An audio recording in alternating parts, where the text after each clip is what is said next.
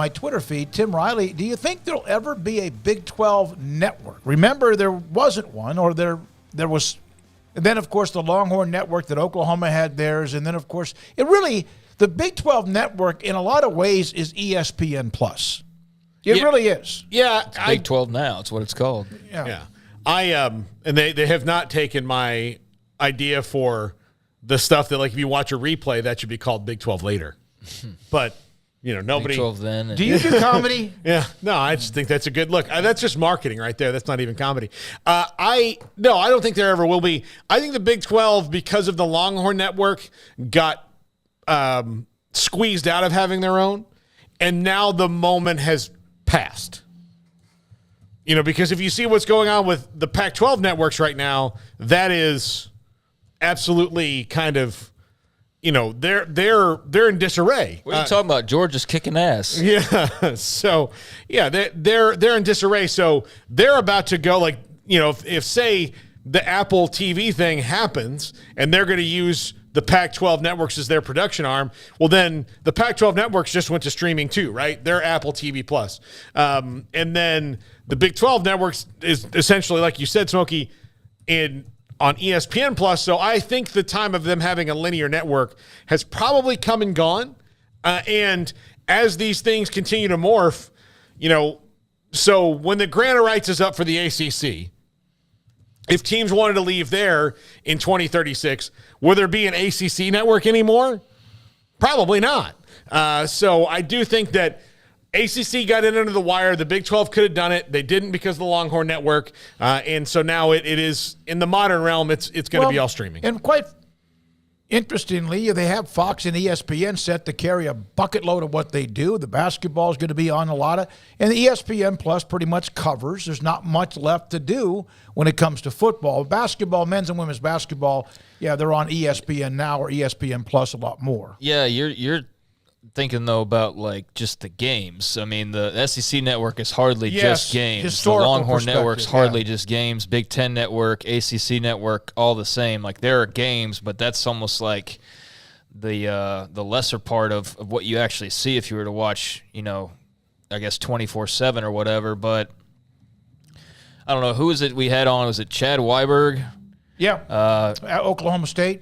His father, yeah. Right, Kevin. Was the one that had the idea for the Big 12 to pursue a network back in the day. Do you remember that? Mm-hmm. And they did not do that. And Kevin Weiberg was the guy who, launched the Big 10 network and helped them do that. He helped launch the Pac-12 network and helped them do that. And he talked to the Big 12 folks at the time and tried to get them to do a Big 12 network. And they just didn't see the vision. They didn't see the financial gains or what the what that spotlight could have done for them, and he couldn't sell it to all of the grouping, which at the time wouldn't have been just Oklahoma and Texas, but you had A&M and Nebraska.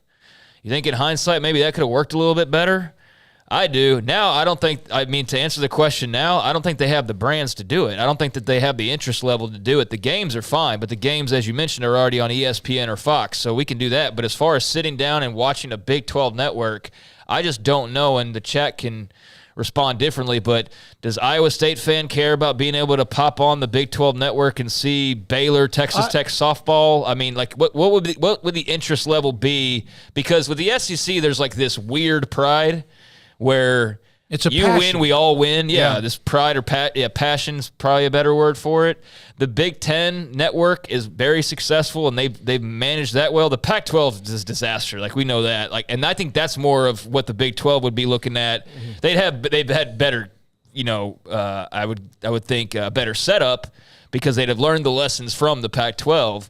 But yeah, I just don't know if there's the demand or the interest level there at this point. But maybe I'm wrong. I think with the new conference, once Texas and Oklahoma are off to what they do with the SEC and all that brings to the table, I do think that the Big 12 network is not, you're right, it's not about how many games you broadcast. It's about having on-set shows like this one who discuss features, have live interviews.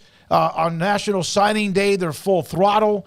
And I don't. They don't have that. They could use that for sure. I think that brings, especially with the 4 new teams together. A lot of people don't know a lot about each other. There's 8 legacy teams that remain, And then you have these other incoming teams. And I think it would be very helpful for people to learn when you have, for example, Satterfield, who's on live on a Big 12 network or whatever it is, or Sataki, just like what we do in a studio. That's what the networks do. I know we're our little place here, but I think that there's room for that. They have a Big 12 radio network on Sirius XM, and it's really good. I don't know how long they go throughout the day, but it is pretty good. So, hey, maybe we should just become.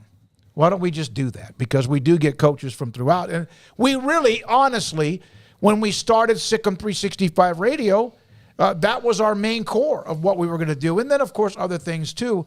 And then because of realignment, because of Texas OU, because of USC and UCLA, we kind of just ended up becoming and morphing into who we are, and that's why we have Wet Blanket as an Oklahoma State fan, or Texas fan like Paxton or Sandra Green, and among others. And so we enjoy that, and Katie Rader, Texas Tech, and everyone else that's a part of it. Speaking of, did the Pac-12 sign a deal yet? Are we still waiting on that? Not since we've been talking. So. Okay, just checking in to our daily glance at TV dealings and seeing where we are. I think we're in the same exact place as yesterday based on all the information at hand, although Twitter would probably say otherwise. There's probably a million things that have happened behind the scenes since then. But, yeah, just checking in. Here we are, and something's got to give at some point. So yeah. We'll see. We'll see how that continues to go. But if there's something of interest, we'll definitely talk about it. When that happens, it happens.